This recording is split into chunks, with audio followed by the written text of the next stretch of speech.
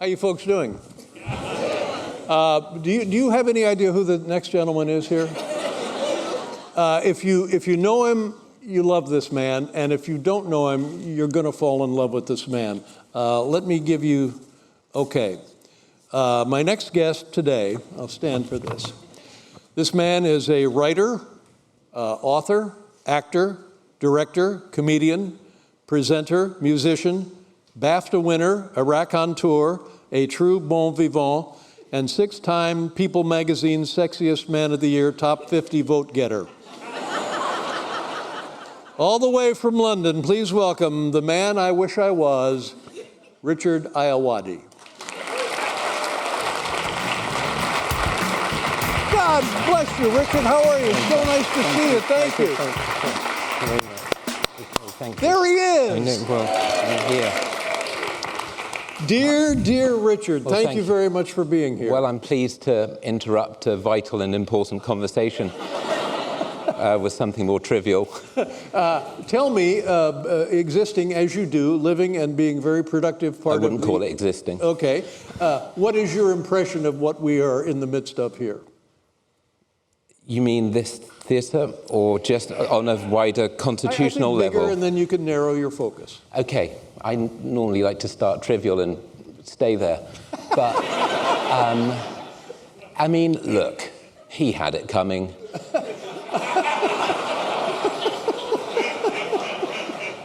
We know that. Speaking the words so venomously. It felt like quite a couch statement to me. It felt like he was potentially, and I have the earpiece in with my lawyer, he was potentially saying that there was an urge to distance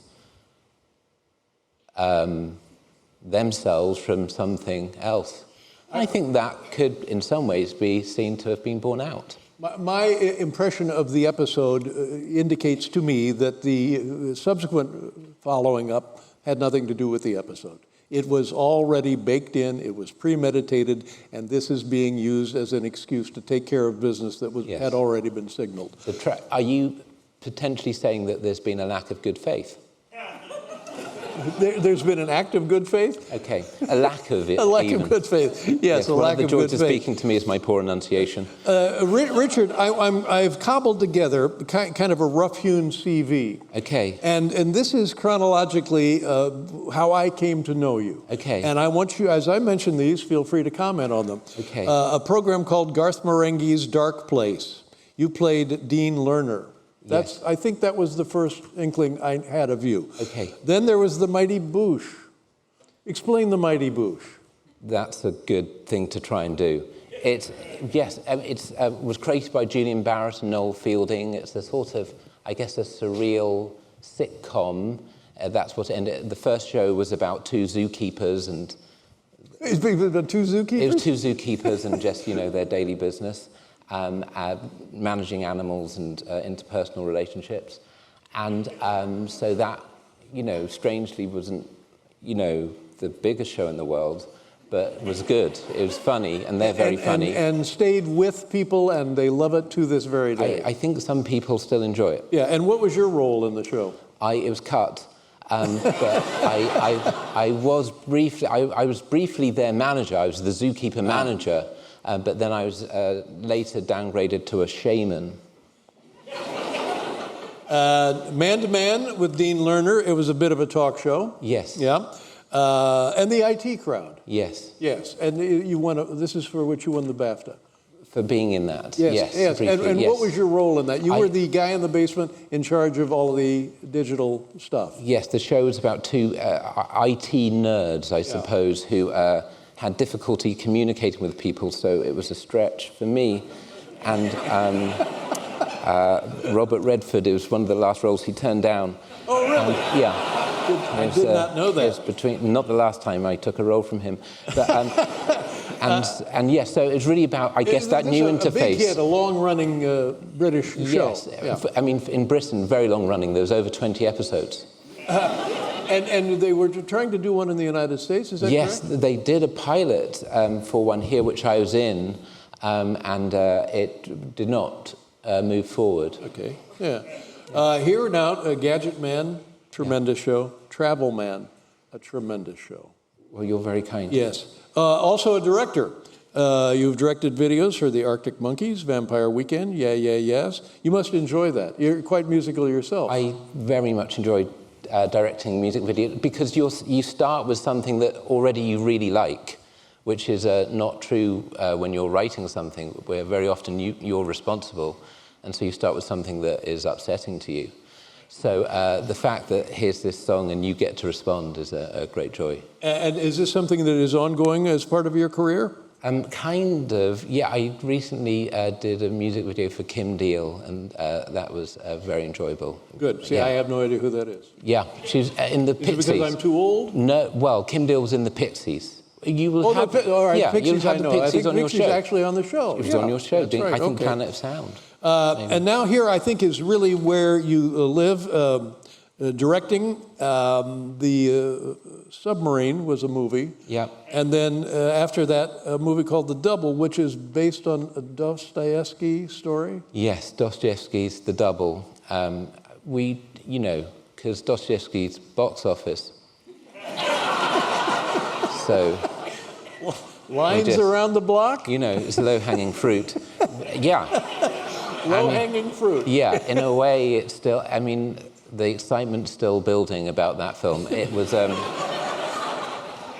it's 12 years ago now. Do me a favor, describe what we know now here on the bit of CV.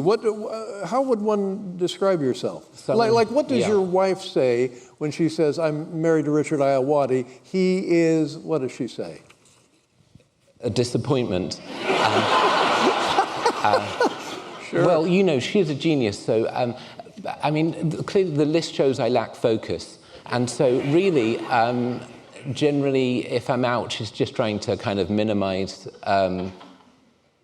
how badly I'm making the situation for everyone involved, and just humanely translating and amending and, really elevating the conversation. That's her role. Uh-huh. And my role is to basically make everyone feel that they wished another situation was happening. Richard, I'm going to stop with the CV here because okay. I think this is worth examining. Okay, yeah. I am under the impression that you and I share a bit of low self-esteem. Let's just put it that way. I understand. Yeah. Yeah. I'm seeking to mask it. Well, that's and then I recently heard. Bright socks. Orange. Yeah. I recently heard that you thought that this needed some self-attention, that you were not being fair to others by being this awkward about your existence. It's dreadful, and I wish I could stop it, because it's not. Look at the effect. It's deadening, and people are understandably hostile. It's like a design fault. It really is. And sometimes, I'd love to be able to go back and alter the programming, but I can't. Maybe with AI tools, we'll be able to do it. Yeah, but my impression of you and your life is yes. You are beloved. You see, none of that has been made known to me. So I don't feel that, but you are actually beloved. And how are you metabolizing that? I am so enjoying my current belovedment. That's good. All right, let's go back to the yes. CV here. You see, for example, when you very kindly first contacted me, my immediate sense is clerical. So I can't. Your kindness to me has been unfathomable. So I'm very grateful for it. I would just say that I love you, and I will explain what Richard is talking about. Okay. I believe it was during the pandemic, and we all have life-changing, life-altering, hopefully some good, not all negative, experiences during the pandemic. And one was that I discovered Richard Ayoade by endless viewing of, British television. And my colleague kept saying, well, you should contact Richard. And I thought, well, I don't know the man. And she said, no, you can. So anyway, we did make contact with you, and you were kind enough, and we Zoomed during the pandemic. Yes. And it was as peculiar and as awkward, maybe not as much as this is, no. But it was peculiar and awkward. And I have not stopped I wouldn't say stalking you. No. But I am fascinated by you as a human being and the fact that you were in show business and the fact that you were so good at what you do in show business. What were your thoughts when we were Zooming? I was in my basement in Montana. Where were you? I was in my house, and, you know, I was aware that coming through a screen, I sometimes often do better than in person. And so I couldn't understand why you wanted to speak to me. And, you know, hopefully we can solemnize the error today. I've never done this with any other person other than a family member, but I would have known them in advance of doing that. Yes. But I was just so taken. And then later I thought, I'll bet Richard was waiting for me to offer him like a free trip or come to visit me or how would you like a new car or something. Yeah. But I had nothing other than, oh, geez, I really enjoy your work. It was awkward because my bank manager was silently there. And I was just saying, the transfer's coming through any moment. We have to wait for the right moment so it's not gauche. But it was a delight to speak to you, and it was, yeah, I mean, gosh, what have I done to deserve it? So no, please stop it. But we're really good pals now. Yeah, we're close. And this is me being close to someone. This is as good as it gets. I have so many things I'm quite eager to quiz you about. Yes. But I want to get to your Charles Dickens part of you. How many books have you published? I don't know. We got like a dozen here so far. Okay. Well, I've done sort of 3 books that were roughly about film, and then I wrote a book about a fictional playwright called Harold Hughes. Mm-hmm. A collection of a series. Yes, but I also wrote all of the plays he wrote and all of the films he wrote. Well, I wrote all of his plays first so that I could then write the fake book about him. This is quite an undertaking, for heaven's sake. Well, it was the pandemic, so I had some time. It took a while, but I sort of wrote his plays in chronological order, and then the idea is that this great playwright, this post-war sort of royal court. And based on the life of an actual playwright? I mean, there's elements of that, so that post-war, Pinter, Beckett, Wesker, and also Albee, and those people, those kind of tough, existentialist kind of writers. But it wasn't, I think, in some ways a kind of knock about them. They happen to be my favorite playwrights. It was in some ways hoping to kind of immerse yourself in that world, like almost an extreme form of fan fiction. So I wrote these fake plays, and then within the narrative, this person sells out and writes exploitation films, like The Deadly Gust about a haunted wind. And then... but you understand what I'm talking about. There is no one like this guy. Well, that's the evolution. And which creative outlet do you prefer? Which is the most satisfying? Well, I like directing a great deal, but it does often feel like an egg timer filled with money. So you have that sense. With writing, the cost is low, and so I'm less. So there's an enjoyable thing about that you can do it, and that you're not necessarily wasting the time of others. But I do like the collaboration of making films. I have a copy here of something called Richard Ayoade Afterthoughts, a new effort? It's a new effort. Effort is a very good word for what it is. And when you publish these, are they sold out? Are they wildly successful? You can't get any copies of my books anywhere because no quicker than we publish them. They've read it, yeah. Yeah, because we publish one at a time because that's what... That's the one book Richard of it. Ayoade, Afterthoughts. Yeah. And I understand you've brought enough for the entire audience? Yes, if you look under your seats. No, of course not.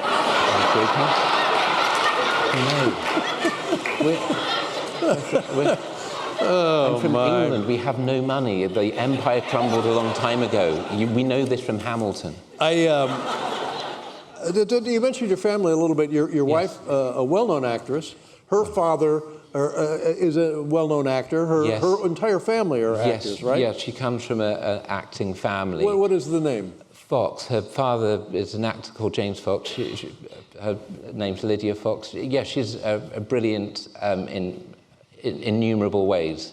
And yeah, she's a great... Anytime I do something, I desperately beg and try and convince her to be in it. Right. And she writes... You must have worked together, right? Yes, we have, yes. And I think she's been in everything I've done. Yeah, she writes, and she's a great writer, and yeah. And am I correct? I tried to put this together. A member of her family, yes, I think maybe her uncle, right, also an actor, yes, was in The Day of the Jackal, Yeah. The Jackal. Yes, Edward Fox, he's in that, yes. Yeah. Yeah. And I feel... That's a tremendous role, by the way. I got in the part. No, I wasn't born. I wasn't born. Fred Zimmerman, who can... I mean, what a director. Oh, has he directed that? Man for All Seasons in Oklahoma. I mean, he's one of the best Fred Zimmermans. So, let's talk a little bit about, recently, we have seen you in the Wes Anderson film, The Phoenician Scheme. Yes. I watched this the first time, and then I watched it a second time. And the second time I watched it, I so far more enjoyed it than the first time. Yeah. And the second time I watched it with my family, and we all enjoyed it. It is, well, it's a visual feast, for God's sakes. Yeah. The sets, every frame, are like a Bruce McCall drawing, a guy who used to do covers for The New Yorker. Tell us about your relationship with Wes Anderson. This is the second project you've done with him? Yes, I was briefly in Henry Sugar, which he did, the Roald Dahl adaptation. And he's a genius. There's How did you get that part? He emailed me. This is the thing. He knew of you from other work. Well, when I directed this film, Submarine, he, Noah Baumbach, and Ben Stiller was an executive producer on a Submarine, and Ben very kindly got Wes and Noah to present it in New York. Mm-hmm. And so I met them through that. And so we, and they were both, well, all three were very kind. I'd known Ben a little while, and they kept in touch, and we just sort of emailed, and I would, he was kind about the films I did, and there was no chore for me to say how much I enjoyed what he did. Now, what I observed in that film is the actors in these Wes Anderson movies, it's a lot of work. Yeah. It's a lot of very complicated dialogue that has to be precisely delivered at a speed that is beyond what how I can speak. Is that a fair assessment? Well, yeah, they're dense, and for someone so visual, he's extremely verbally dexterous. And at the moment, we're writing a film together with Roman. You and Wes Anderson writing a film. Yes. This is fantastic. It's really enjoyable to see him. And it was interesting listening to your talk, well, not the talk here about AI, the talk, because what seems particularly interesting about Wes is when you're writing with him and with Roman, there are many solutions that come up which sound pretty good. You said Roman? Roman Coppola. Yes. Who has written... the nephew of Francis Ford? He's the son. Son of Francis Ford Coppola. And so many solutions present themselves, or many ideas that you go, this seems a good idea, but he's waiting for something that is new, not rote, uncliched, surprising in some way, that I don't really know how you train something to do that. Yes, it seems a particular search. One wonders in looking at these things, what up here produces what we see. Yes. The sets are overwhelming. Now, is that CGI, or those all exist? Everything exists. And were those built in a film studio? Yeah.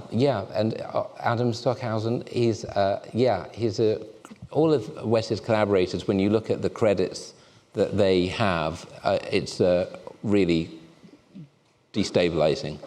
It's just, oh, the costume designer did Clockwork Orange. Yeah. Okay, fine. Okay. Wow. Milena seems to know what she's doing. You know, everyone, oh, the composers Desplat. But the scene to scene in the Phoenician scheme, Yeah. is stunning. Each Yeah. set is a lovely depiction, if not true work of art. I think both are the case. Well, I mean, there's no one like him, I think, and someone who seems so animated by joy, but manages to combine it with a real precision, and not necessarily, I think, in the way that it's been characterized to do with the framing, although that's precise and important, but more just as he has a sense of not wanting to stop until it is as interesting as it could be, and as packed and Yes, as well, they certainly are dense. very dense and quite Yeah. rich. Yeah. And in the Phoenician scheme, and when you work, like in your part, you seem absolutely flawless in your presentation. Is that one take and we're done, or is that 9 takes we're looking at? I think 9 is when it starts warming up. Really? With Wes. I mean, as in, it's this many is takes. a lot of work then It's for everyone. It's a lot of takes. But he doesn't mind that. And most actors really like getting the chance to do that. So Ralph Fiennes, who's in The Ratcatcher, I mean, his main communication with Wes Eitel was him just going, it was just, I'd like to do it again, try and get something else or more interesting. When you first went to work with him and you're right there on the set, was that intimidating? Yeah, I mean, it's extremely intimidating. Rafe, as far as I could tell, is someone he's not full immersion, but he's not himself either. So it's a 50-50 split that's oscillating. Because I like everything to be about me, I'll tell 2 stories about the Phoenician scheme. Okay, that's good. In kind of following your movements, I learned that you were going to be, you had secured a part in Spinal Tap. Yeah. Is that true? Yeah. Yes. So I was very excited because I thought this means my good friend Richard will be coming to the United States to be part of what I think will be a very successful commercial remake, Spinal Tap. This is Spinal Tap. And then I heard that, in fact, you were maybe not going to be in that movie. Yeah. Because, and I put this together, you had taken a part in the Phoenician scheme with Wes Anderson, which would be filming somewhat in Berlin, correct? Yes, I think I was going to do both, but then with maybe as a writer's strike, they started to be. It was the pandemic. Yes, I think it was that they ended up being at the same time, and I said now, do you yes regret not being in This Is Spinal Tap Part 2 or whatever it is? I would. I mean, yes, but what was the part, Richard? Well, it seems bad because what it would say is that someone else shouldn't have had it, which is not the case. But it was a part. But I'd said yes to Wes before, and I felt it wouldn't be right. I also, It's a conflict, is what it turned out to be. That's the way to say it with words. Okay, so now I'm confident that Richard is going to be in Berlin for. Was the whole thing shot there or just part of it? Yeah, all there. So I find out from talking to another friend of mine, a bit of a kindred spirit, Bill Murray. Yes. That Bill Murray is also going to be in the Wes Anderson movie in Berlin. So I say to Bill, I want to be in the movie. Because in my dreams, me, Bill Murray, and Richard Ayoade, how can that not be a moment for the rest of your life? So I said to Bill, can you talk to your buddy Wes just to get me in the movie? Yeah, and you. By the way, this is how I get work now these days. You would have been very good because there are many scenes in heaven, and you would. I could have had the God part. You were right in there. But I said to Bill, I don't want lines. I don't want to be a problem. I don't even want a dressing room. I want no makeup. I just want to be. Who is that? That's all I wanted, to be that guy. Because it would get me there with you. I'd love to see you work on this film with Bill. It would be great. And then my wife, my dear wife, has the ill fortune of being stricken with Meniere's disease. Yeah. It's god-awful. It's uncontrolled spasms of disequilibrium and vertigo. And yes, she's okay now, she's stabilized now, but geez, I resented that.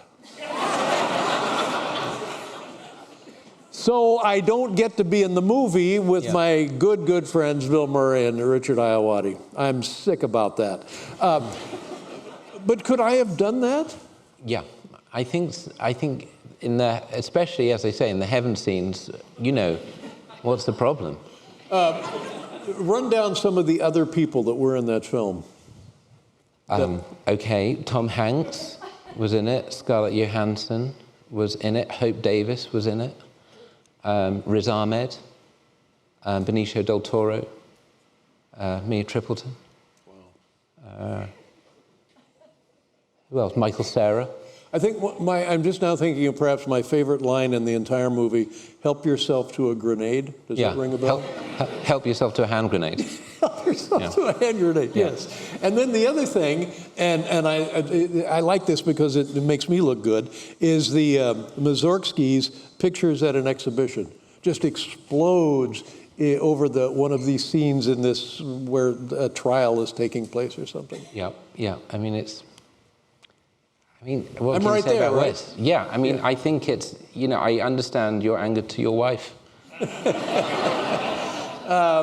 Let's talk about what I know about you is your mother was from Norway. Yes. Your father, Nigerian. Yes. When N comes up in the Olympics, it was exciting. Tell me about that. How did they meet, and then let's go from there. Okay. Well, my dad. What was his name? He was called Laide. That's in his Nigerian name, but Lloyd in England, because too many syllables. I mean, the last name is a syllabic pile-up as it is. Too many vowels. It's all vowels basically. There's one consonant in there. It's a very risky game of hangman. But he studied electronics at the University of Baden, and I'm sorry. Yes. From Nigeria to England. How? Yes. What transpired there? Well, yeah, he studied in England as well briefly, and then came back to England later, and he became a TV repairman, and in a series of events that sound somewhat like the prologue to an erotic drama, he met my mum fixing her TV.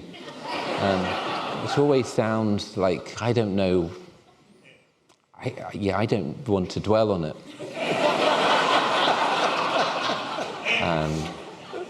She was from Norway. She was in London. She worked in a rug shop. They sold rugs. It wasn't like a wig shop. They sold rugs, and that's how they met. As to how old people. were they? Do you know when they got together? They weren't that young. Mm-hmm. My dad was 45 when I was born, so it was late times. I think kind of 30s. He was. Yeah, they were in their 30s. When you were born and knowing of your parents the way kids know of their parents, I heard you talking on a podcast somewhere, somehow, that when your father was born in Nigeria, he was marked on his face with tribal markings. Yes, on each one of his cheeks, he has 4 deep tribal marks that were made. And, at his birth? At his birth, and his father didn't want him to have them. I think he was one of the last people to have. The practice was dying out because, painful. And one of the things that they did is that they would put salt in the knife marks to stop it healing, so that the marks are nice and wide. To encourage the scarring? Yeah. Oh, my goodness. So, he registered visually, and it was strong. And I didn't really notice. Symbolically, what did they represent? Well, it was it's just that you're the eldest. It was some kind of. Here's the other thing. My dad, when I was 6. Sorry, I interrupted you when I was speaking. That's how good my social skills are. Can you just wait while I keep on saying the thing I'm already saying? So when I was 6, because it's all viewed through my own lens, my dad had a very bad stroke. And so for about 6 months, he reverted to only speaking Yoruba, which my mum, as a Norwegian, only had smatterings of Yoruba from the syllabus. No, she had no Yoruba. Yes, but this is the native language of Nigeria. Yes, of the whole country, or just a tribe? Just his tribe. Where he was. And so thereafter, every story he told could be false. In a sense, like there were sort of lacunae. But his whole thing was that it was a kind of like a tribal mark of a kind of leader. But if you meet Nigerians, a lot of them are tribal leaders. This thing about at 6 years old, your father has a disabling stroke. Yes. Did you know what had happened to him at 6? I can't remember really before it. I don't have any recollection, other than apparently when he was in hospital, he was in a ward, and whoever was nearest the door was who was going to die next, because then they could just wheel them out. And he found himself getting too near to the door, so he just took his IV out and left. It's quite a good scene before the second act reversal. And recovered at home? No, he never recovered. But no, he did kind of recover. Well, no, wait a minute. It was very sketchy within our, because there's only 3 of us in our, or they're dead now. And I'm an only child, as if that needed saying. But I'm from a big family where we chat all the time. We make people comfortable and cook and But now, how old were you when your father did die?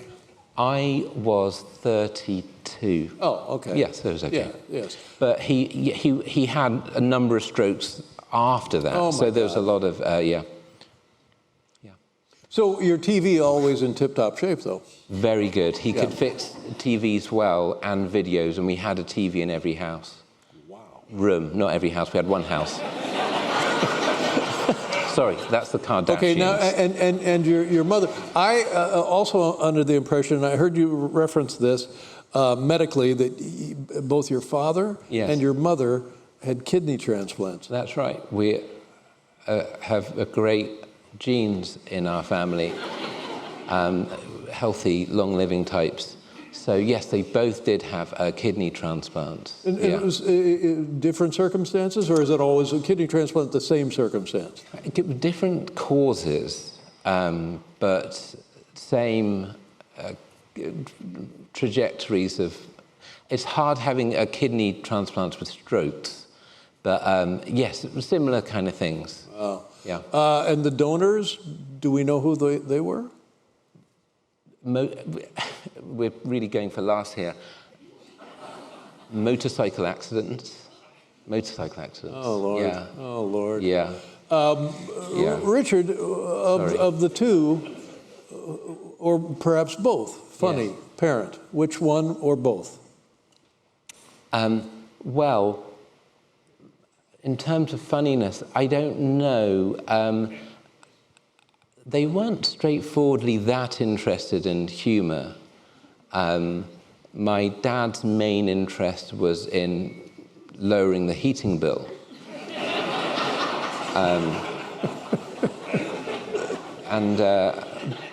But my mum was very generous in laughing, as in she would sort of laugh at most things, and so that was something that I enjoyed. But they weren't they weren't people who made jokes very much. Mm-hmm. I'm going to now prevail upon you to tell what I believe for you is an oft-told story. Okay. Birthday party, dinner out at a restaurant. Okay, yes. What birthday is it? Well, I'd say this is about my 10th birthday. And there's we lived in a place called Martlesham Heath in Ipswich, which is essentially used to be just to house people who worked at a large BT, British Telecom, centre. And it was as romantic as it sounds. Is it like a company community? It's a kind of communications, and it was a kind of a new build satellite kind of village. And there was a restaurant there, a fast food restaurant, Happy Eater. It's not. Are you aware of Happy Eater? No, you're not aware of Happy. Happy Eater had a sign which was like a Pac-Man with someone just pointing, so that the sign looked like bulimia. And this is where you wanted to have your birthday? Of course, this was where I wanted to. So it was just the three of us. My friend and I decided we'd go. But my dad just didn't really believe in restaurants. As far as he was concerned, you only come to the table when the food is already there. That is why you go to the table. Eat dinner. Otherwise, it's a speculative visit.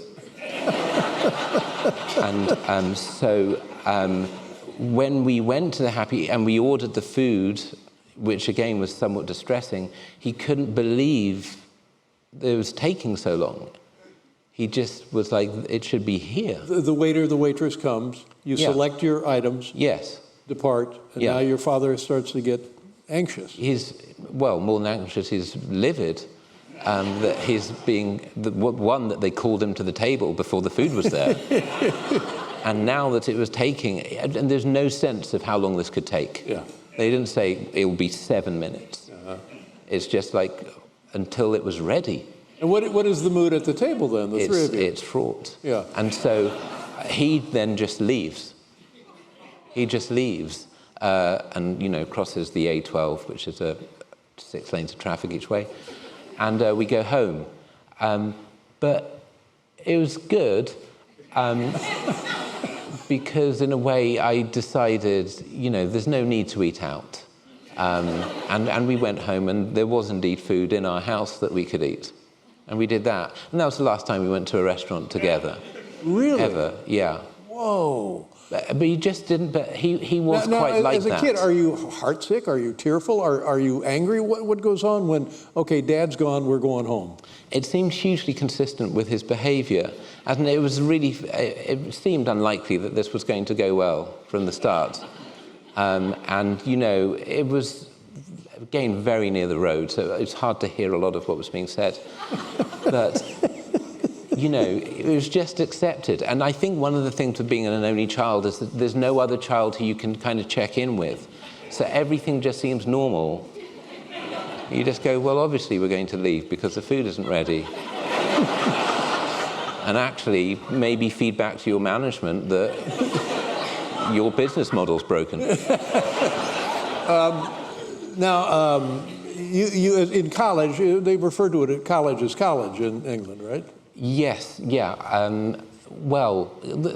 of. But there's some mix-up. There's a mix-up. The thing. The university I went to had a collegiate kind of system. Right. So they would say, and yes. Tell people where you attended university.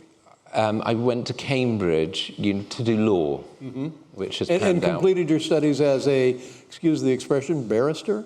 No, I didn't qualify. I just did law, and I think. What's a barrister? A barrister makes coffee. I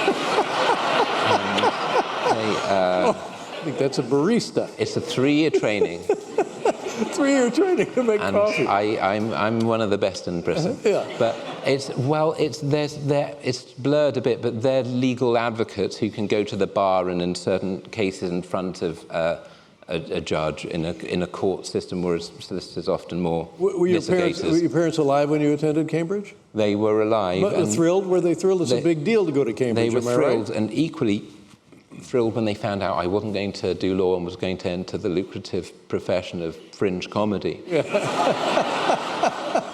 But you hear this quite a lot. I hear this among peers and younger people and people like you. That's when your comedy coalesced. Is that accurate for you? Well, you see, I was at college with John Oliver. Oh, is that right? Yeah, now you're interested. Okay, so something could have come from this. And he was immediately very funny, just immediately just the same as he is now, just fully formed. And I was not, so I viewed my role as being a staff writer for John, really. And we did comedy together, and we were a double act for What was a while. what kind of thing? Hey, what are you doing? The girls will be here. Was it that sort of thing, or? That was our opening number.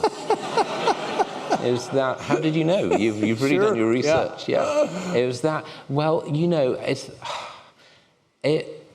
I wouldn't say it had coalesced. It was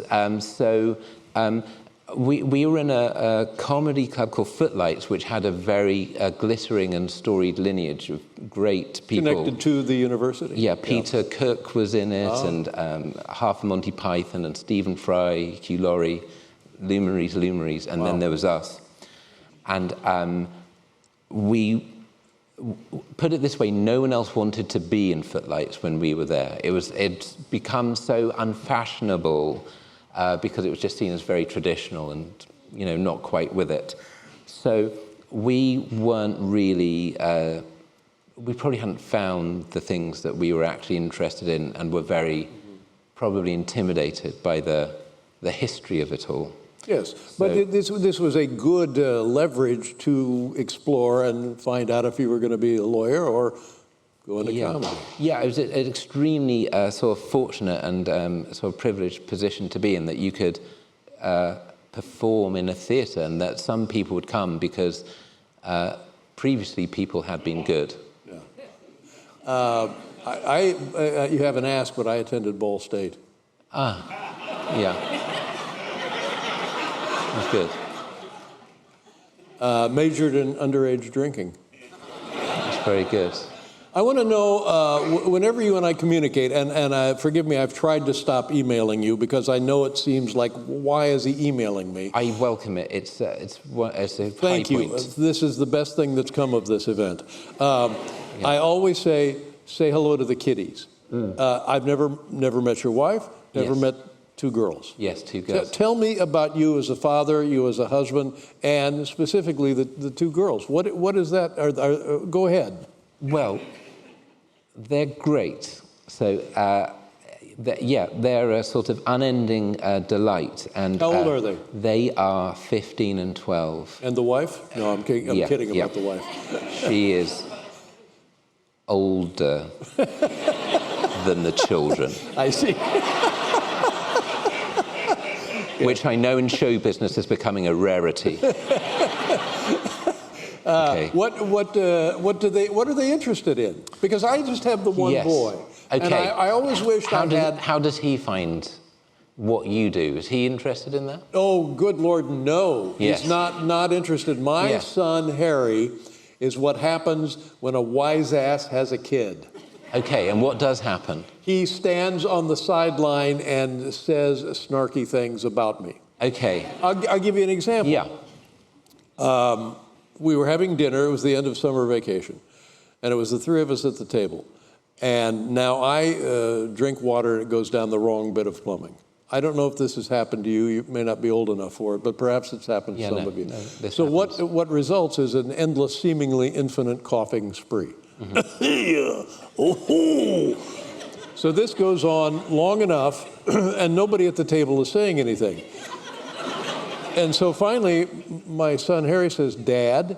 So I'm thinking, oh my God, here's the moment. Can I help you? Can I Heimlich you? Should we call 911? Can I get you a glass of water? So I'm waiting here's my son to save me. And I know that I'll be all right, but still in all, it was a moment. Yes. And he says, "Dad," and then he says, "If you don't stop doing that, I'm going to drop you." I didn't know you were already in his arms. but because I knew I wasn't dying, Yeah. I just loved it. Okay, well, that's good. Yes, my children are, I think they benignly tolerate me, but in a way, I'm as embarrassing as is evident. So they'd rather minimize my presence. Do they have interest because your wife, an actress? Are you a multi-talented, multifaceted man of entertainment? Do they have any interest in these directions? I think they are interested in it, but they're very cool about it all. They have no need in any of it. They sort of effortlessly can do things, and then, but if you go, would you like to sort of learn some, could we get lessons? They kind of do things in their own esteem, and they're a joy, and repeatedly point out how kind of weak and ineffectual I am. Do they? And they've inherited my wife's voice, which is very fortunate. So neither of them are nasal. You have a lovely, very commanding precision of a voice. Well, it's going through a filter. And sports? Do the girls play sports? There's some sport. Yeah, fortunately, again. Is it soccer? That's bypassed. Or football? I'm sorry. Not football. Netball. Netball. Oh, netball. Yes. Now netball. that's one of those bastard sporting things that really should. It comes from prison. Their prisoners are bored, so they invent. They learned it in prison. Yeah. That's the thing I should have said. They're both in prison. I did not know that. So there have been some parenting failures. Yeah. And this brings to mind. But they're good kids. Please say hello to the kiddies. Oh, and to your wife. So she's always busy acting as well. You're busy writing, directing, writing books and acting yourself. I forget what I was going to say. Football. Yes. Is this true, your story of football and how it turned on you at a certain age in your life? Oh, well, I naturally I'm very weak. Well, I've become weak. I've decayed. But Do you mind if I ask your age? Because yes. But no, I'll say it. I'm 48. Yeah, okay. Yeah, that seems about right. Yeah. But one person's clapping. It's hard to know what the applause is for. Maybe just sitting? Wants to be part of the fun. Yeah, well done for holding a head up at that age. But I was quite keen on football until about the age of 9. But I joined a local football club. My mother was trying to, encourage me out of the house. And it was winter, and so it was played in a hangar. Oh, indoors. Indoor sure. football with these large kind of fluorescent strips, and everyone played there. It was the first time I joined this club, and I kicked the ball. I skied it, and it hit the fluorescent lights, and the hangar blacked out, and I just left. I never came back. You never came back. Yeah, and so I left the profession at that point. And they're worse for it. Yeah. Well, Richard, this has been a true delight for me. And if you're interested, here this is in the United States. Will it be in the United States? Afterthoughts. There are tariffs on it, but I think... Whimsical musings, is that correct? They're aphorisms. It's a book of wisdom, of just wise sayings that I've collected over the years from my own head. Is there... It's darn nice of you to come all the way to be here. I've enjoyed this immensely. It's greatly satisfying, and I'm so happy to get to spend time with you.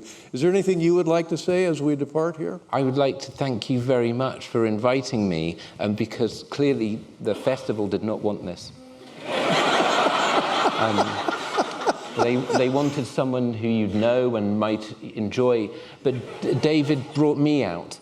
And I'm really grateful to you for sitting here, and thank you so much for coming. Richard Ayoade. Thank you very much. What do you think? Is this on? Yeah, good. Thank you very much. Richard Ayoade, ladies and gentlemen. Okay. Thank you very much. Thank you, everybody.